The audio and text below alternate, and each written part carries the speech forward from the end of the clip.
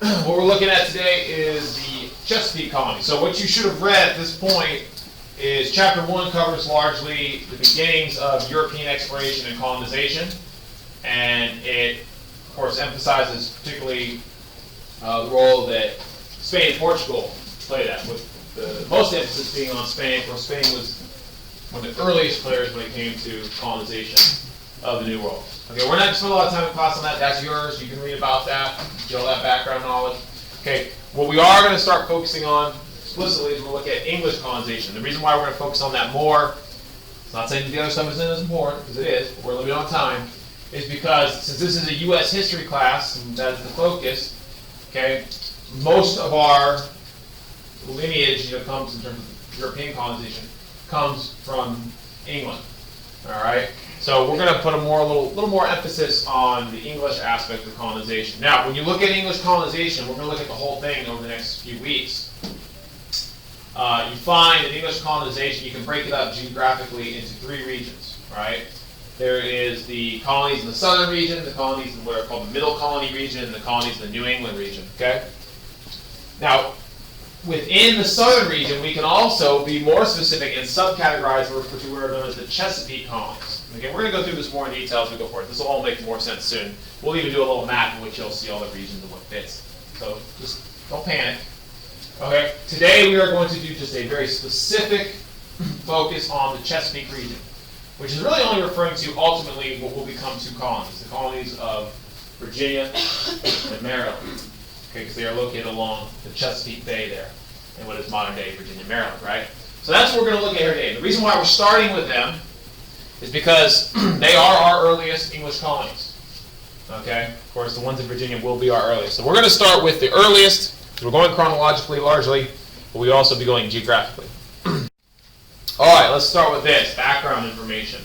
Some of this might be reviewed from AP Euro if you had it. If you didn't have it, doesn't matter. Okay, reasons for English colonization. Now, if you did your reading from Chapter 1, you hopefully have realized that when we talk about the early period of European exploration and colonization of the New World, there isn't a lot of emphasis on England. You should have done a lot of reading in Chapter 1 about Spain, right? Spain, which of course conquered an empire down in what is modern-day Central America, Mexico, and even up into what is today the American Southwest, right? But not much talk about England in Chapter 1, and there's a good reason. England was very late to the game as it relates to American colonization. Okay? They came about 100 years later.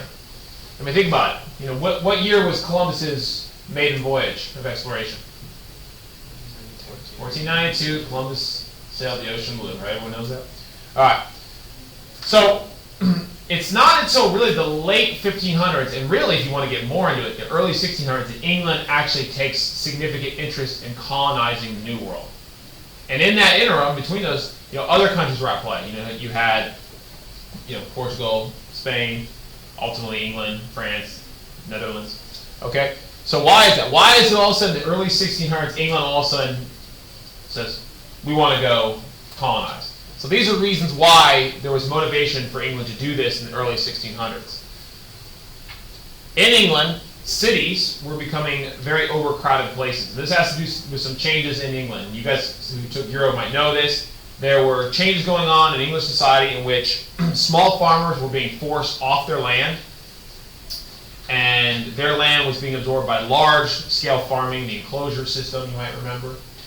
All right, and this meant small farmers were moving to cities looking for work, and they weren't finding it. So English cities were becoming very congested, impoverished places, and life was not good, and people were looking to escape, and England will ultimately look at a way to remove some of its excess citizenry, and the New World seemed to be a good place to go. So that's one reason. Foreign rivalries. Okay, there's a lot of competition in Europe at this time. Okay, some of the main players here are Spain, England, France, and colonization was seen as a way of competing with national enemies and rivals. We'll look more at that. Okay, leads to the next thing. Third bullet point, colonies would open up new markets of resources. Okay, much of Europe at this time subscribed to an economic system known as mercantilism, which is a vocabulary word. And mercantilism argued that the strength of a country was largely dependent upon its wealth, how much gold and silver it had in its treasury. And how do you get more gold and silver, right? Well, you got to find it. Okay, you can't just create it out of thin air. You got to go find it. And as Spain had proven, as you read about in chapter 1, Spain had proven that you could become very wealthy through colonization. Spain became one of the richest countries in the world by virtue of conquering Mexico. There's a lot of gold and silver down there that they stole from the Native Americans. So England thought, okay, well, we could do that too. All right, and since they subscribed to mercantilism, they thought, okay, the only way we can compete is we got to compete economically. And under mercantilism, the idea was to expand your country, take colonies, and those colonies then could serve as sources of raw materials, but also places where you could sell goods to. So colonies equal money under mercantilism, and England wants them. Number 4, religious persecution. Now, we're not going to talk about this today, but one of the reasons why the English went to the New World during this time period is we're going to look at religious minority groups that wanted to escape England because they were being persecuted for their religious beliefs. America could be a place where they could go and freely practice their religion without persecution. We'll talk more about them on Thursday when we talk about the Puritans, because that's what I'm talking about. Or sometimes they're referred to as the Pilgrims, although that's not necessarily always an accurate term. Lastly, diminished foreign threat. By the early 1600s, the threat of hostile action by a foreign country against England, if they did colonize the New World, was diminished. Spain, which was the greatest threat to English expansion, by the early 1600s had lost some wars, and as a result, their presence in the world had been kind of diminished, and they were no longer able to contest England for control over the oceans. England became the greatest naval power in the world by the 1700s. Okay? Really, even the 1600s. So that meant England had the authority and power to cross the ocean and colonize the New World without being challenged by a foreign power. Of course, the famous defeat of the Spanish Armada, if anyone remembers that from history, that is one of the reasons why. So, anyways. So, long story short, what I'm getting at here is by the early 1600s, there were a lot of reasons pushing England to expand and explore and colonize the New World. Okay, there's a lot of factors at play. Now, before we actually talk about the permanent settlement in America, I'd like to address even some of the earliest attempts. All right, so let's talk about this. Now, I said 1600. This is 1587. This is obviously before that. And this isn't as important as later stuff, but I bring it up anyway because it's interesting. So in 1587, we saw the first kind of attempt by England to colonize the Americas. They're kind of dipping their toe in the water a little bit here. All right, this was the establishment of the Roanoke colony. So in 1587, an English colony was established on Roanoke Island, which was off the coast of what was then known as the Carolinas, because they didn't distinguish between the two Carolinas like we do today. All right, this was the first attempt at English colonization of the Americas. Okay, now I say attempt because it was it was unsuccessful in the long term. All right, and some of you may know this already, but famously, the Roanoke colony failed, and it failed in a very mysterious way. The colony was established with the idea that colonists would be dropped off, they'd be told to set up a colony, survive, all that good stuff, with the idea that later on there'd be periodic resupply from England. More colonists would come in, more resupply, all that stuff, to keep the colony afloat.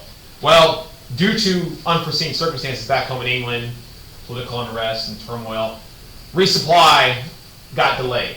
And by the time the ships eventually came back to Roanoke, okay, they found that the colony had been abandoned.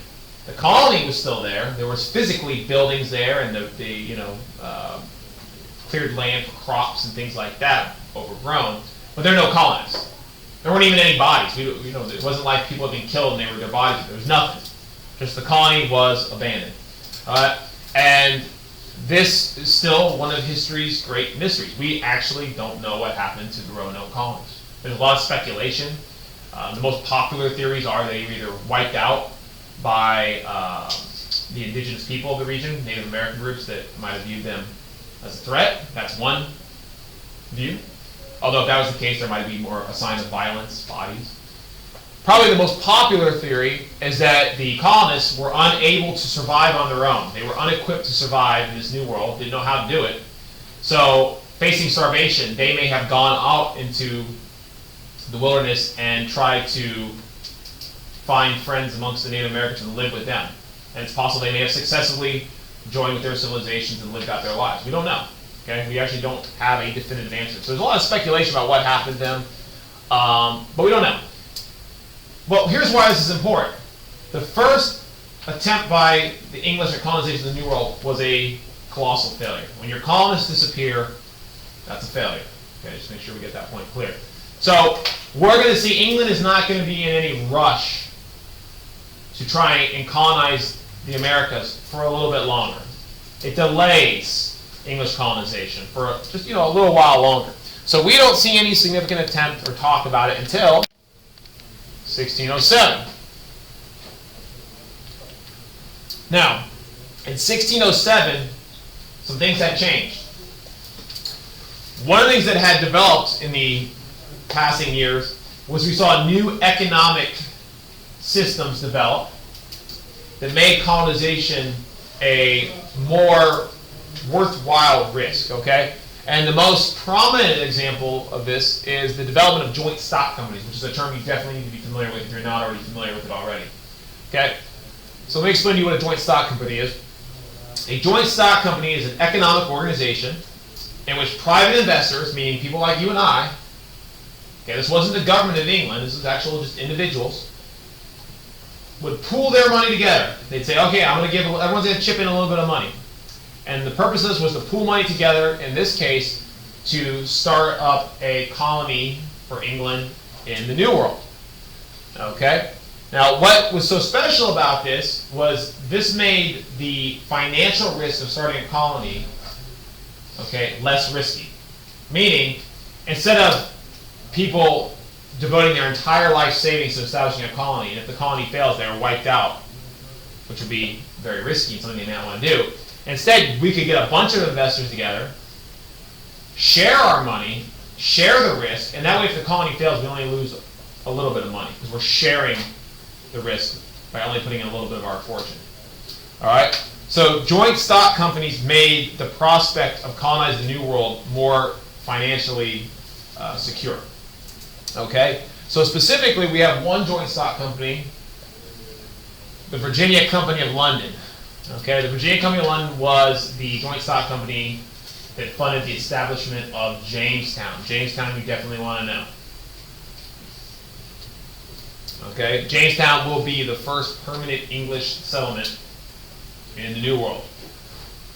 So there it is, Jamestown. First permanent English settlement established in 1607. Now let's talk about years. I'm not real demanding about knowing years, okay, because there's a lot of stuff that's happened and knowing all the years would be very difficult. Okay, I'm usually pretty happy with you knowing like ballpark when things happen, like kind of in the time frame, within reason. I think you do need to know this one though. I think it's fair of me to say, hey, first English settlement in the New World that will become the English colonies, which will become the United States of America ultimately. So in a way, kind of our origins, sort of. Okay, I think you should know that. So Jamestown, 1607. Okay? And I'll tell you from time to time, I think a year is really important. But for the most part, I'm okay if you're kind of close. Like, you're like, oh, that happened in the 1950s? Okay, it's close enough, for the most part. Okay? Everyone clear on that? Someone always asks me, what about years? Do I got to know this? Well, sort of. All right, so there it is, Jamestown. Where was Jamestown settled? Jamestown was settled in the Chesapeake region. This is the Chesapeake Bay. Chesapeake region of what is modern-day Virginia. In fact, they called the land surrounding the colony of Jamestown, Virginia. It's called Virginia, named after the Virgin Queen Elizabeth. Okay, and of course, Jamestown was founded on the James River, as named by the colonists after King James. All English monarchs. So already the English colonists were already putting names on things that already had names by the indigenous people, but of course, they were not considering that at the time. All right, there's a picture of what the original Jamestown settlement might have looked like according to archaeological evidence. They've kind of excavated and dug up and seen the fort. Okay, but very modest beginnings. This is the earliest modest beginnings of English settlement. Okay? Now, very important stuff. This slide is very, very important. And by the way, whenever I have a slide, don't feel you necessarily have to write down every single word. You can if you want, if there's time. A lot of times there isn't. Just the most important is make sure you get the main idea. Okay, so what is this slide saying? So let's look at it. So it says the Charter of the Virginia Company. So the Charter of the Virginia Company is like the contract that gave the Virginia Company of London the right to settle the New World. It's like, hey, you signed a piece of paper that says you can do this thing, right? Now, within the charter, the colonists of Jamestown were guaranteed the same rights as all Englishmen in England, right? And you can see this provision would be incorporated in future colonist documents. We'll get to that. And then lastly, colonists felt that even in Americans they had the rights of English. What does this mean? Let me explain this to you, because this is so important. Now, this concept may not be of real much importance today, too much in terms of what we're talking about, but it's going to become real important real soon. Like a few weeks, we're going to be talking about some things. It'll make a lot more sense. But let me go ahead and give it to you. You can figure it out. So here's the idea. English citizens over the, yeah, come on in. There you go. There you guys. I got a seat here. And I got a seat there, which I think that fills me up. Okay. Okay, thanks.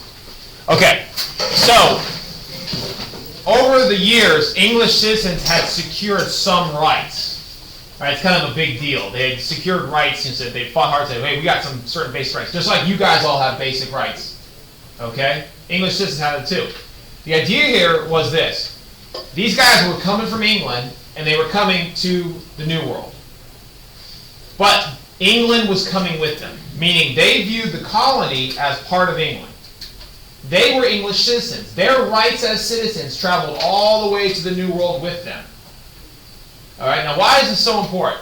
Because it created the tradition that in the American English colonies, all colonists were English citizens with certain inalienable English rights.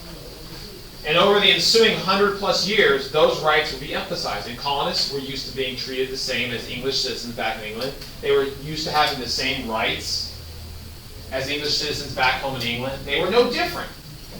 Okay? Now, the reason why this is so important, I say it's not so important today, but it will be important. Imagine, for 150 years, you get treated the same as English citizens back in England. And then all of a sudden, it seems, now you're getting treated differently. They're saying, no, you don't have all the same rights as English citizens. You have less rights all of a sudden. They drop that on you after 150 years of being treated the same. You'd be very upset, very resentful. Okay? So if you see where I'm going with this is, at some point down the road, that's going to happen, at least in the colonists' perception. They're going to feel like, hey, we're being treated differently than other English citizens just because we live in America instead of in England. That ain't cool. And that's going to lead to the feelings of resentment that are going to lead to the American Revolution. So this idea, while it doesn't have a definition or like a cool term I can associate with it, where like you can burn it in your brain, this idea is so important. I cannot stress that enough. I'm going to revisit it here in just a few moments. All right, now let's talk about Jamestown.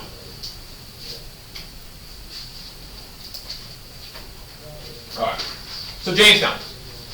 I've already said that Jamestown was the first permanent successful English colony in the New World for England. So I've already given it away, you already know.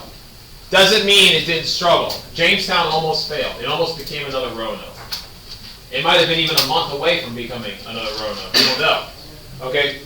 What we find is that in the first year of Jamestown's existence, they lost over half their numbers due to disease, famine, and warfare. And the colony fell into severe hardship. In fact, there was a period of time during the winter known as the starving time, in which famine was rampant. People were starving to death. There are even reports of people digging up corpses because they were so hungry. They would eat the corpses for food. That's how bad things got. All right. So the colony was really in bad shape. And one of the reasons why they were in such bad shape is they were completely unprepared for the world they came into. This was a completely alien environment. Foreign land, foreign people who viewed them as hostiles, which they were. Okay? And they came unprepared. A lot of the people who came to Jamestown were not the kind of people you would want to take. If you were starting a colony and say, oh, okay, I need carpenters, I need soldiers, I need farmers. A lot of them didn't have those skills. A lot of them were actually fairly well-to-do people. And they were hoping to get rich quick by finding gold and silver. So they were spending all their time looking in the dirt and panning in streams for gold and silver. Now, did they find any? No. Okay? Turns out Virginia was probably not the best place to go looking for gold and silver. All right? What they should have been doing was spending their time building fortifications, clearing woods, planting crops. They didn't do enough of that. That's why they began to starve. Okay? So they fell on very hard times. Now, what got them through, I don't want to give them too much credit, but history has oftentimes said what got them through their bleakest times was the leadership of one of their own. There was a guy named Captain John Smith, military man. And he took charge of the colony during the starving time, and he basically implemented military rule. He said, "He that will not work shall not eat." If you don't do work, if you don't do the right kind of work to make the colony survive, you don't eat. Simple as that. Okay? And he began to kind of whip the colony into shape. Now, I'm not saying he turned into a success. He did not. The colony still suffered. But he managed to hold the colony together until ultimately resupply did come, and that is what saved the colony. And in the long run, other things will happen too that make Jamestown profitable, but we'll get to that later. So John Smith is a very important figure in the early period of English colonization. Now when we talk about John Smith, usually someone will bring up another person. Who? Pocahontas, because you all seen the movie, right? You all seen the Disney movie? Pocahontas. Was Pocahontas a real person? Yes, Pocahontas was a real person. Okay? Now, a lot of the story about John Smith and Pocahontas, we have to kind of accept at face value because there isn't a whole lot of historical documentation from this time period. A lot of what we know about John Smith and his, what he did and his interactions with the Native American people come from his own accounts. There isn't a whole lot of third-party support there, so we just kind of have to take it as it is. Is it maybe embellished? Maybe, but hey, that's just how things are in history sometimes. So who is Pocahontas? So Pocahontas, I think her greatest historical claim to fame is she actually served as probably one of the earliest Native American ambassadors, okay, to European colonies. All right.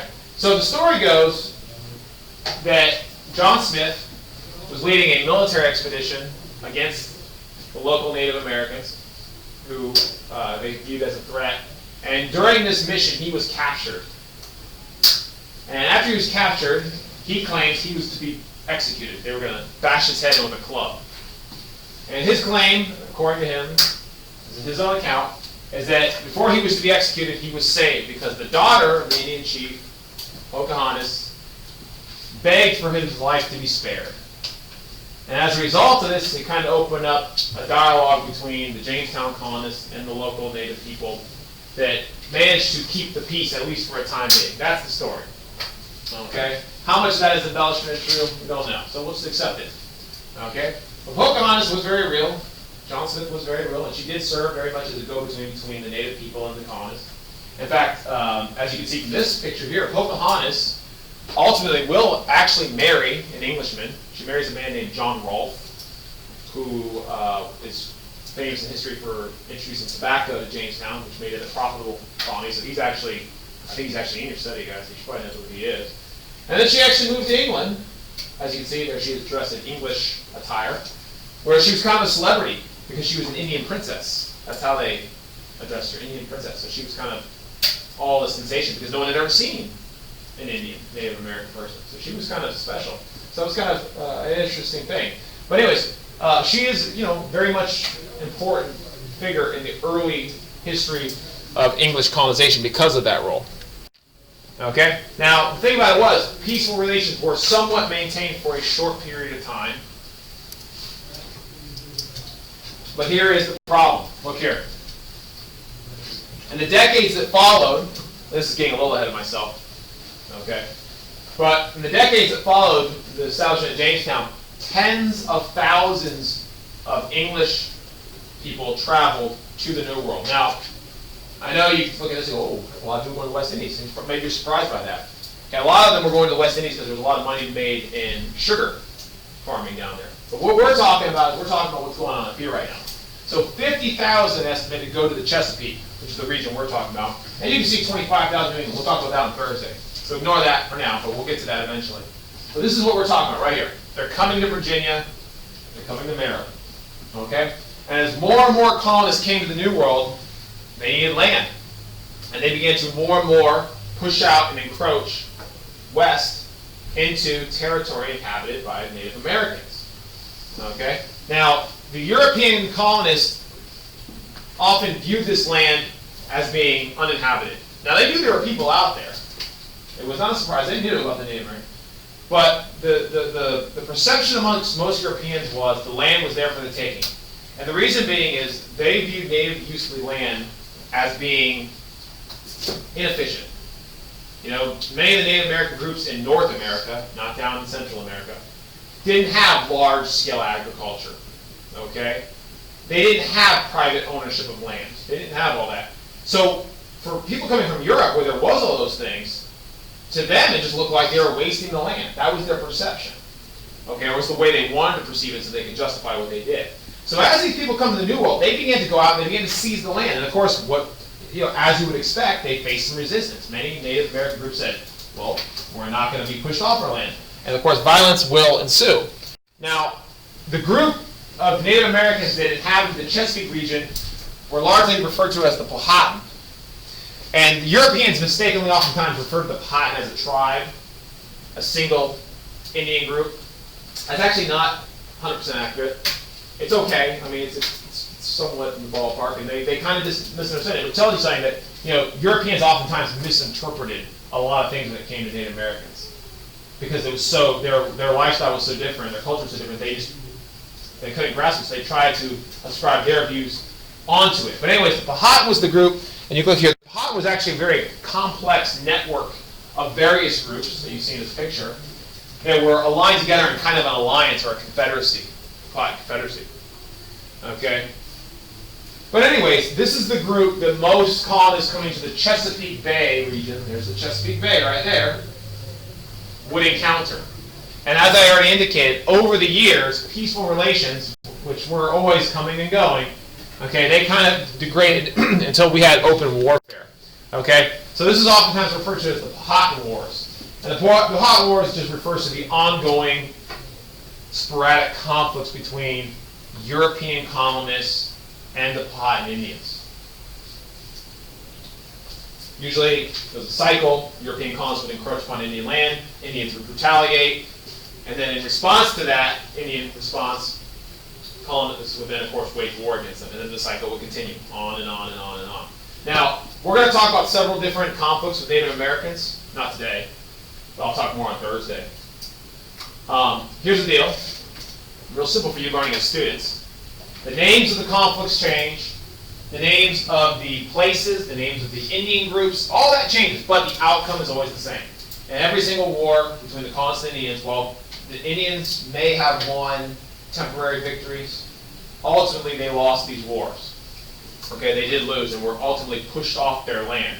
And they lost for various reasons. They lost because in some cases they were already weakened from things like disease, wars of their own. They lost because they were outmatched technologically. The colonists had access to firearms, steel weapons. In some cases they had access to horses, particularly down in Spain. Okay, they didn't know how to fight against a cavalry charge. They'd never seen a horse before. The first horse the Native Americans saw was when the Spanish brought one. Okay, so things like that. But ultimately the deck was stacked against them, and they lost. Now, here is the difference. Here's the thing I need to highlight. By the way, this might come more into play on Friday, depending on what we do for our essay. And you read about this. The Spanish interactions with Native Americans were significantly different than with the English. And they were also different from the French. Okay? The Spanish, yes, they did wage war against the natives. They enslaved them. There was an attempt to enslave them. Things like that. But they also, in many cases, intermarried with them. They created offspring of mixed European and Indian descent, the mestizos. We saw there was also a very organized effort to convert Native Americans to Christianity in the Spanish Empire. Not so much of that in English America. I'm not saying it didn't exist, 'cause someone will go, what about John Rolfe? You just said they didn't. Yeah, there's a couple. But as a general kind of practice, the English were not interested in cohabitating with the Native Americans. They pushed them off the land. They said, no, you're going to go further into the interior. And then the general trend in American history is as the land fills up, and English and later on Americans begin to push further and further westward, they encroach into Indian territory, spark conflict, win the conflict, push the Indians further off. We're going to be talking about this story. The cycle is going to go on and on all the way up until 1890. So that's going to continue on. So, yeah, as I said, the places, the names, the people are going to change. The story's the same, the outcome's the same. Okay? And actually, if we get to today, I have a chart that'll show you just how damaging this process has been to our Native American population, where today, I'll show you the chart eventually, Native Americans, people who can actually truly claim Native American lineage, make up less than 1% of our population today. What was once 100% of this land is now less than 1%. And a lot of people don't realize this, and I'll say as we go on. Of all of our minority groups in America, Native Americans statistically are most disadvantaged when it comes to economics and things like that. They really have the worst kind of situation that's kind of been foisted upon them. All right, now going back to Jamestown for a second. Was Jamestown successful? Yes, ultimately. Not immediately, ultimately. Why? Jamestown ultimately will become a successful colony, and really there's three things in particular that contribute to it. The first one probably is the most important. Jamestown eventually found a way to make money. Jamestown couldn't make money finding gold, couldn't find silver. What Jamestown found was the value of the territory of Virginia was in the soil. The soil there was very conducive to growing things like tobacco. Now, tobacco was a new sensation in Europe. It was all the new rage. Everyone was smoking tobacco. Okay? And it turns out tobacco grew like crazy in the Chesapeake region. And you could grow as much tobacco as you want, and it seemed like the market always wanted more. A fortune was there to be made in tobacco. So when Jamestown figured that out, now they had success. Now, in addition to finding an economic reason to live, other things, very important. This goes back to that one slide a little while ago about Englishman rights. Jamestown, the first English colony that lasted, saw the introduction of self-government, representative self-government. In other words, letting the colonists make decisions and run their own affairs. Okay, for example, in Virginia, ultimately, they would have what's known as the House of Burgesses, which is a vocabulary word. The House of Burgesses was the first mini parliament in America, meaning a small version of England's legislative branch, or legislative system. It's like our Congress, they have parliament, okay? Where they elected their own officials. Their officials passed their own laws, they passed their own taxes. That's a big one. Who put the taxes on the American colonies? Themselves. They taxed themselves. They said, we need money to do stuff, we'll make a tax. Parliament didn't make the taxes, the colonists made the taxes for a long, long time. And then, of course, in the 1760s, that all changes, and American colonists were like, whoa, what's this all about? And then we got problems. So you see where I'm going with this, right?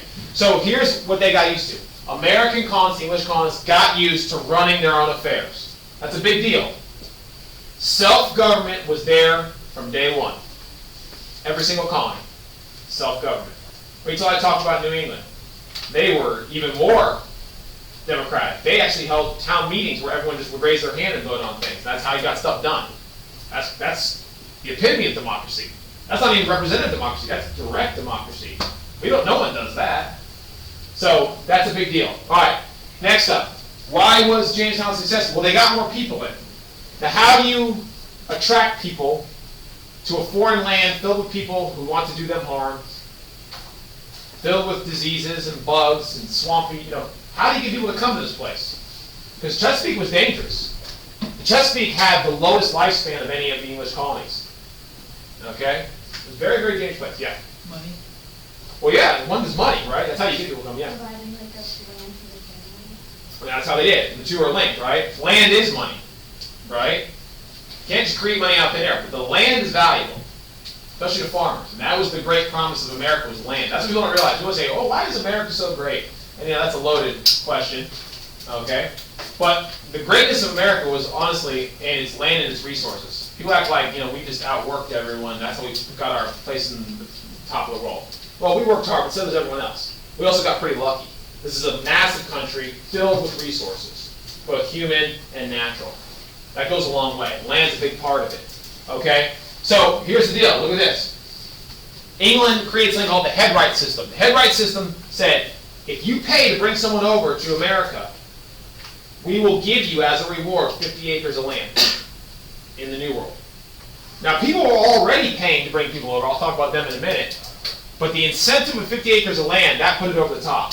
Now you had all these rich people saying, okay, I'll do that because I want the land. They paid to bring over people so they could get their hands on more land. Now this had good and bad consequences. The bad consequence of doing things like this is it concentrates the land more and more into the hands of the wealthy. Because who can afford to pay to bring someone over? Rich person. So only rich people were getting massive tracts of land. They were getting the best land. Which means your gap between your rich and your poor is growing. That's a problem. But additionally, the good thing is, though, with all these people coming in, the colony is more likely to thrive, to succeed. You need people.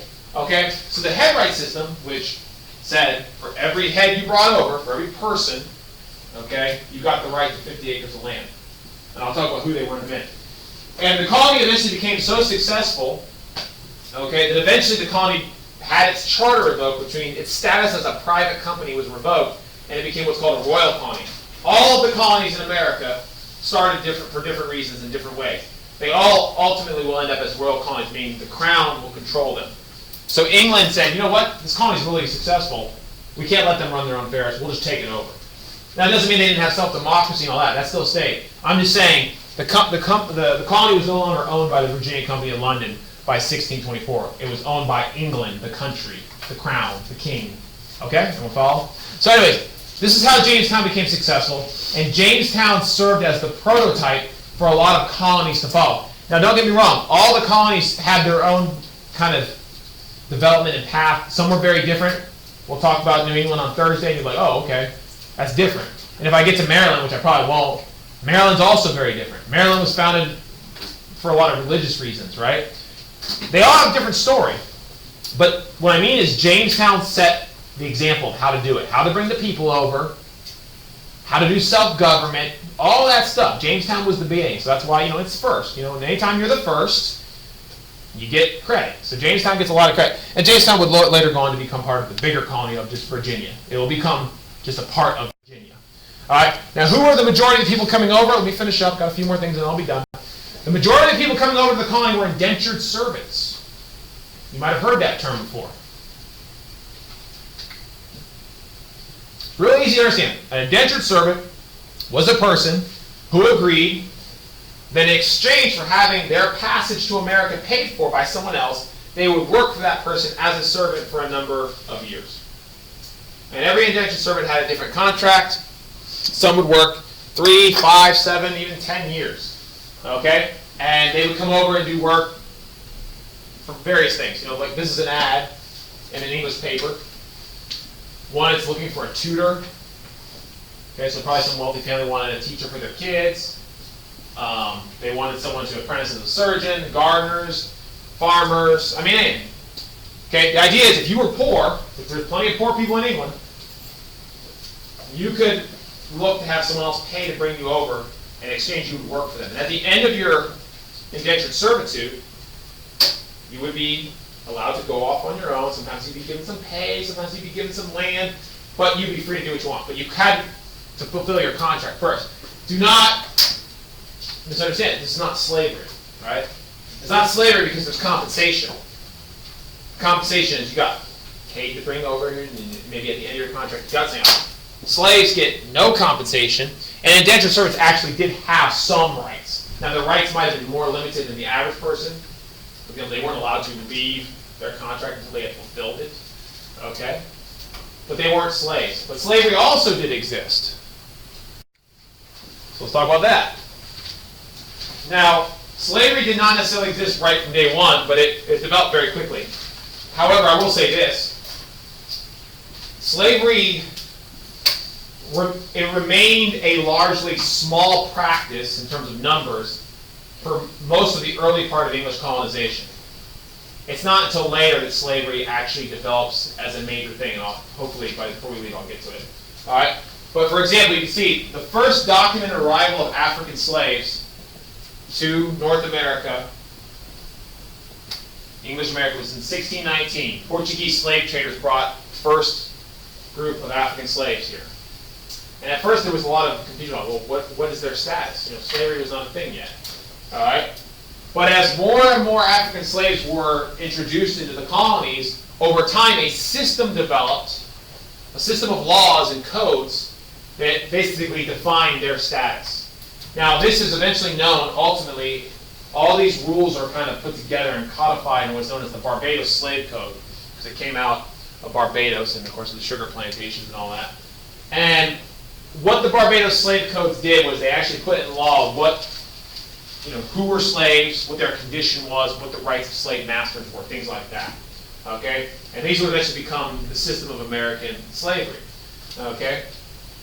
Now, what's interesting about the Barbados Slave Codes and what was interesting about slavery in this time period was it was very, for the most part, unusual from a lot of the slavery that existed throughout history. Now, slavery has existed going back thousands of years. This is not the first instance of slavery. But what was fairly unique about this slavery as compared to other past versions of slavery was two things in America. One, slavery, ultimately, from its beginning, was a condition of race. Only Africans, only blacks, because remember, these were Africans. They weren't African Americans, because many of them were being brought over from Africa. They were not born here. Okay, this first group of slaves that came over were not born here. They were being brought from a foreign land. Okay, but only blacks would be slaves. And also, slavery was an inheritable condition. Your children of slaves, were slaves. Those two things working together made slavery in America very unique. And they would remain that way all the way throughout the entire history of slavery, even in U.S. history. It's not, slavery, as you all know, will come to an end. It comes to an end with the Civil War in 1865. But it isn't until the end of the Civil War and until the 13th Amendment that those two things change. That slavery is a condition of race. Not all blacks were slaves, but the majority of this country were. And of course, the whole inheritable condition thing. So that made it fairly unique for history at the time. But slavery did develop. It started off very small, and it will develop and just finish up. You can see here, as I mentioned, the people who were being enslaved were Africans. Okay, they were being kidnapped from Africa. Okay, so in some cases they were being sold off by slave traders from Africa. Okay, and they were being brought via the triangle trade. The triangle trade refers to the economic trade system that existed between Africa, the Americas, and Europe. It creates a triangle like that. Human beings from Africa to the New World traded for raw materials, which would be then sent back to Europe and traded for usually manufactured goods.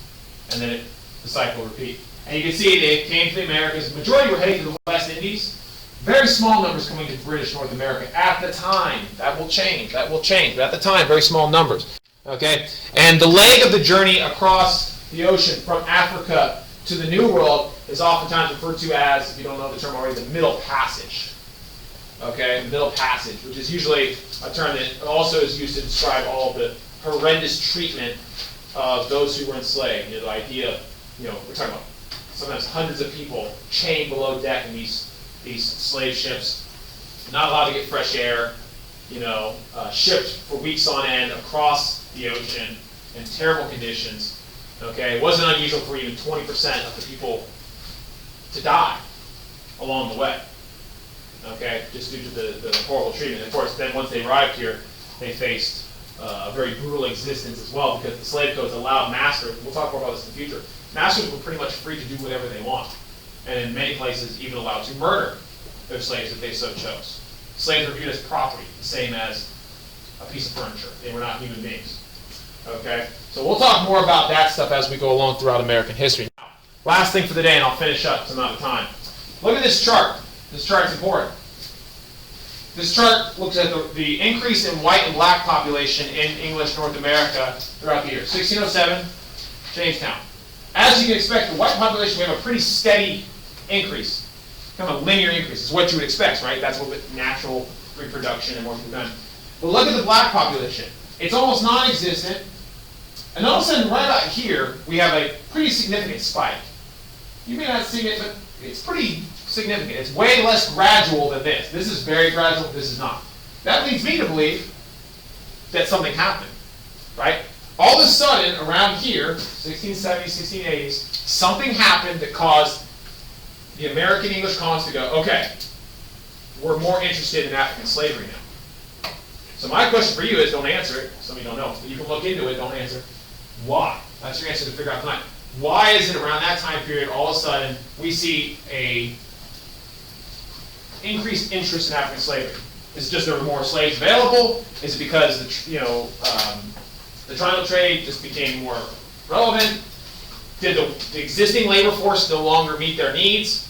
Was there a new crop? What is it? So there's actually a very specific event I'm looking for.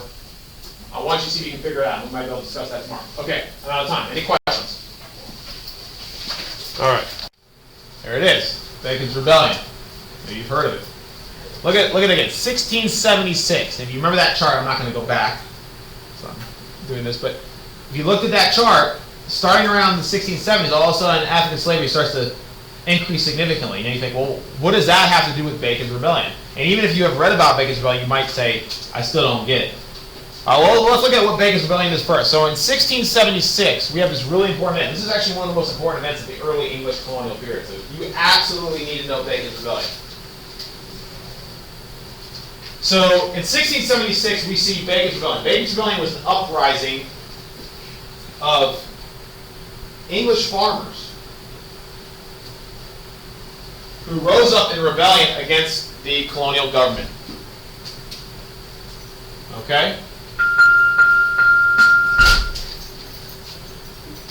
Now, why? Well, most of these farmers who rose up in rebellion were poor. Okay? And they lived on, out here in the interior. Now, most of the rich people, they lived on the coast. That's all the good land was. Everyone wanted to live on the coast, just like today people want to live on the coast. Okay? Most of the poor farmers, a lot of which were either indentured or former indentured servants, they had to make their way out here, where it was tougher. Now, if you're a poor farmer, the thing you want more than anything is land. Right? You need land. The problem was, every time these farmers tried to take land out here on the frontier, the English government would tell them to stop. And the reason being is the English government did not want them encroaching upon Indian territory, because to do so caused problems, caused war. Wars are expensive. And the English government was like, look, we don't need any more wars with the Indians. Stop. But these farmers were like, well, what do you expect us to do? We have no land, we have no money, we're former indentured servants. If we don't get to take that land, what's it all about? So there was a lot of tension between the English government, both the Jamestown government, and these poor farmers on the frontier. And eventually they got so tired of being told they can't take the land, they took matters in their own hands. They actually rose up, and as they attacked Indians and took their land, the government declared them outlaws. And when they did, they rose up in rebellion against the government.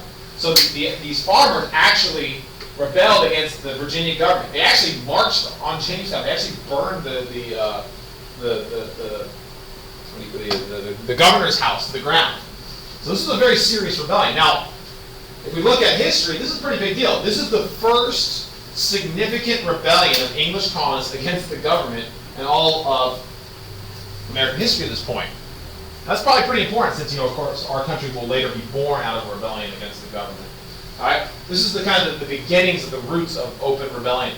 Okay? Earliest one. Now, ultimately the rebellion fails. While it's initially successful, eventually the government calls out the troops. They kill a number of the rebels, including the leader, Nathaniel Bacon. He's killed. And then, of course, the rebellion quickly dies out after. So the rebellion does not succeed. Okay? And the colonists eventually fall into line. But it has long-lasting effects. Not only does it create the idea that the colonists can rebel against the government, possibly when they are dissatisfied, so that's something we need to think about for later.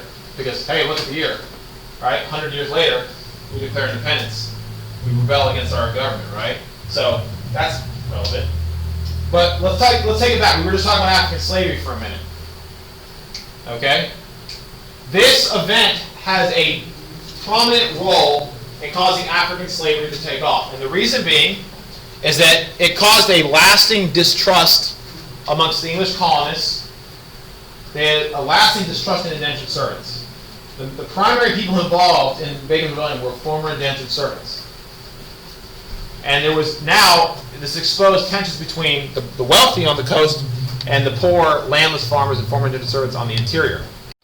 So what ends up happening, you don't have to copy all this down, okay, because I just said it.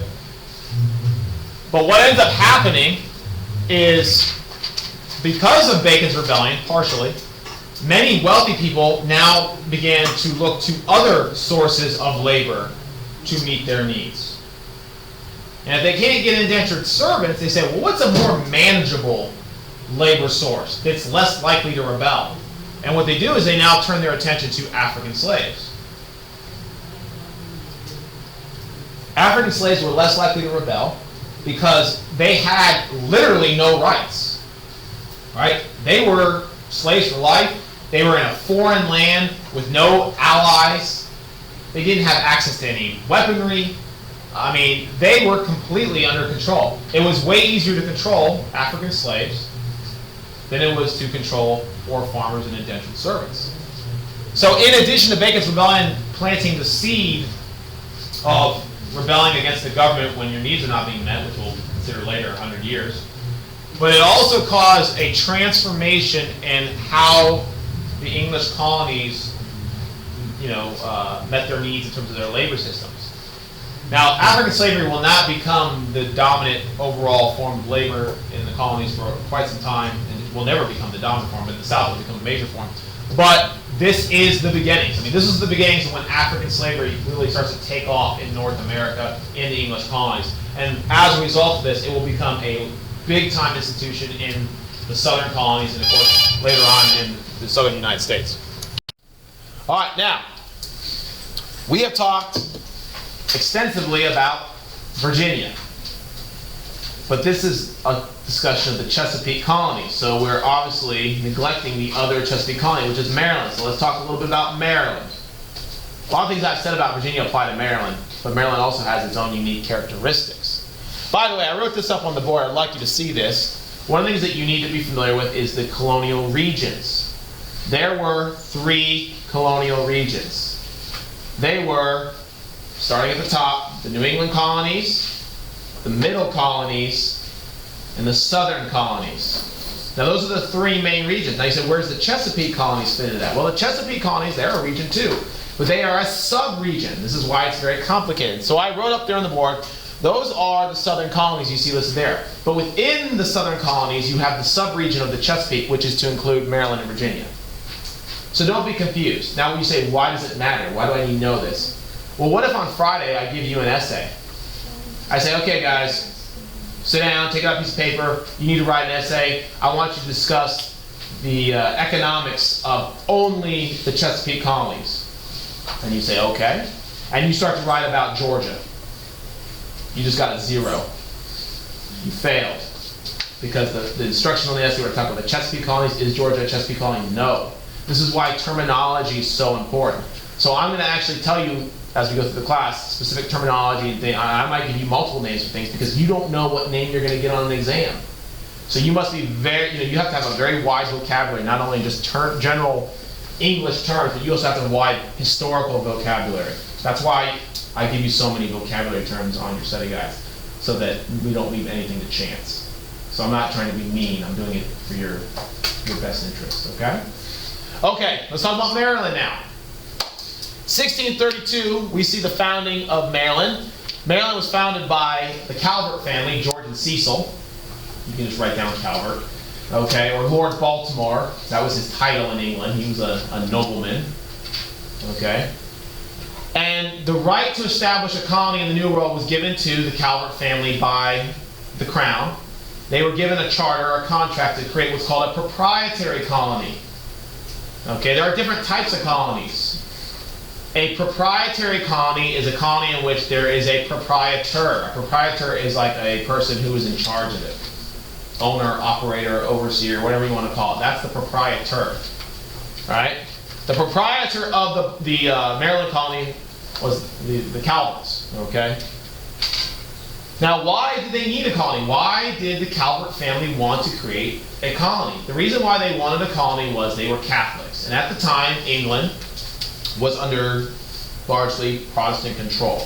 Okay? England's kind of flip-flopped about its religious, identity. But at this time, it was under Protestant control. So that meant Catholics in England oftentimes were subject to persecution.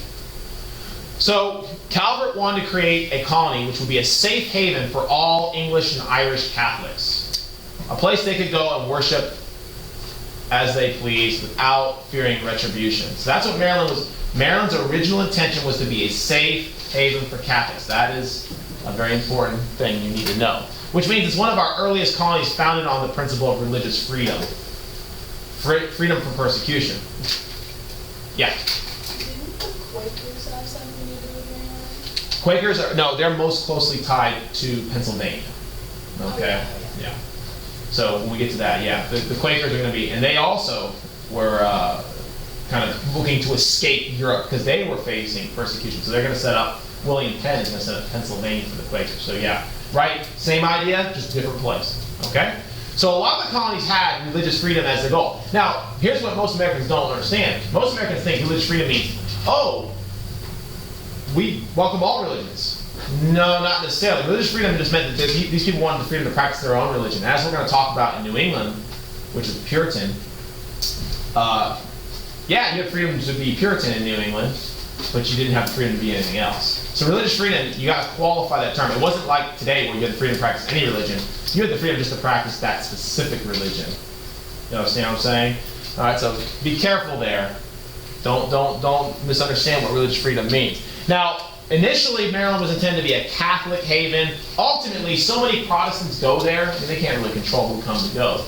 So many Protestants end up going to Maryland that it basically is dominated by Protestants. So the idea of it becoming, you know, this homogenous Catholic colony kind of ceases to be. But Catholics and Protestants did live side by side and were tolerated.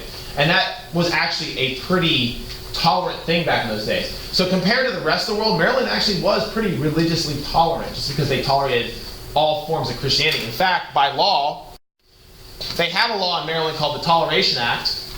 And what the Toleration Act did was it made it legal law that as long as you were a Christian of some kind, you were welcome in Maryland. But you had to be a Christian.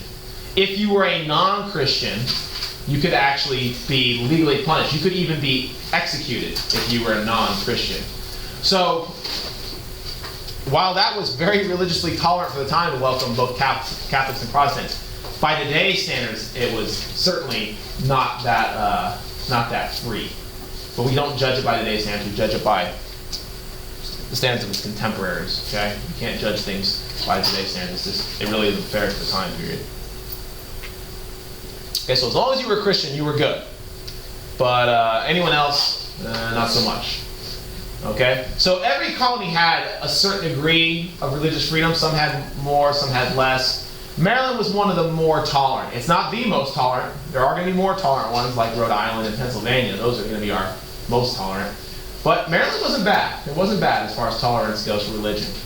But don't think all the colonies were like this wonderful place where everyone can come and do whatever they want. Not true.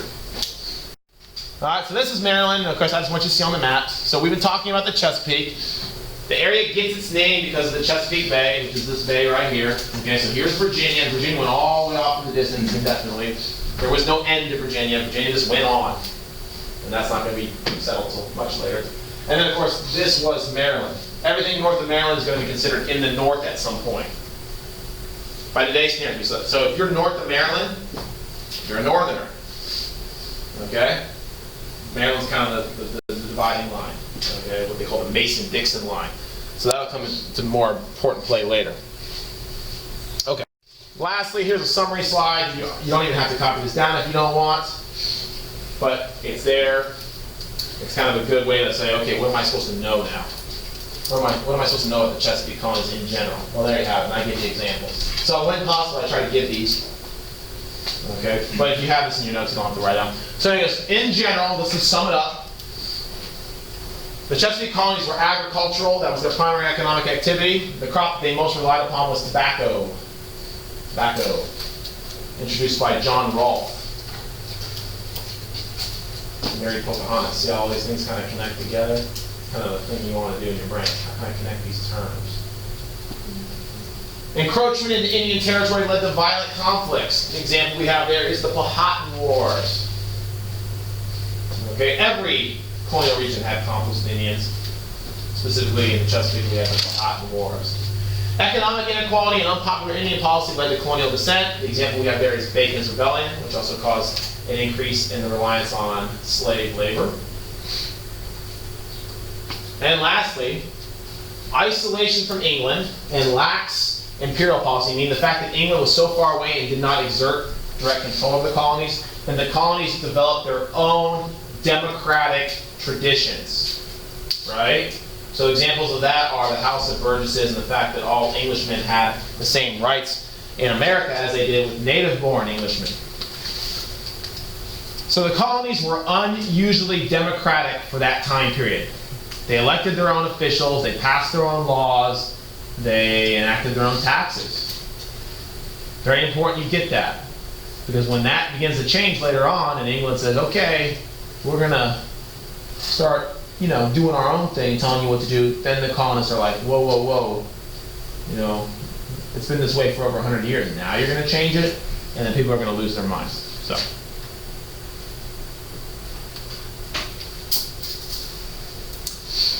And that is it. Are there any questions before we move on to the next thing, which is the documents? No one has any questions? Comments? Anything? Yes, ma'am. Okay, can you repeat what you said about the southern thing again? Okay. There are 3 different colonial regions. We lumped the colonies together into regions just because they had common characteristics, right? That's how we kind of categorize things. New England, Middle, South. Now we haven't talked about New England in the middle yet, so just wait, and that'll become more clear later. In the South, you had these 5 colonies: Maryland, Virginia, North Carolina, South Carolina, Georgia. Originally the Carolinas were together, they eventually split them up. So ultimately, by the time of the American Revolution, we have 5 southern colonies. Now, in addition to the southern colonies, we also label Maryland and Virginia only as Chesapeake Colonies. Okay? The reason why it's confusing is because, let me put it this way, if I refer to the southern colonies, it includes all of them, right? But if I refer to the Chesapeake, it only includes these 2. So there is a little difference, okay? All the, you want me to make it, watch this, this will make it even more confusing. All Chesapeake colonies are southern colonies, but not all southern colonies are Chesapeake colonies. Right? You don't get it? Okay. Is that clear? No, you look completely, okay. It was more. Just memorize the fact that Virginia and Maryland are Chesapeake colonies, and they're the only 2 Chesapeake colonies, and you're pretty much good to go. I'm going to give you a chart next week in which you're going to lay all this out, and then you'll learn it. It'll probably be more clear because it'll be visually apparent. Okay, good question. Anyone else? Questions, comments, anything at all before we move on? Okay.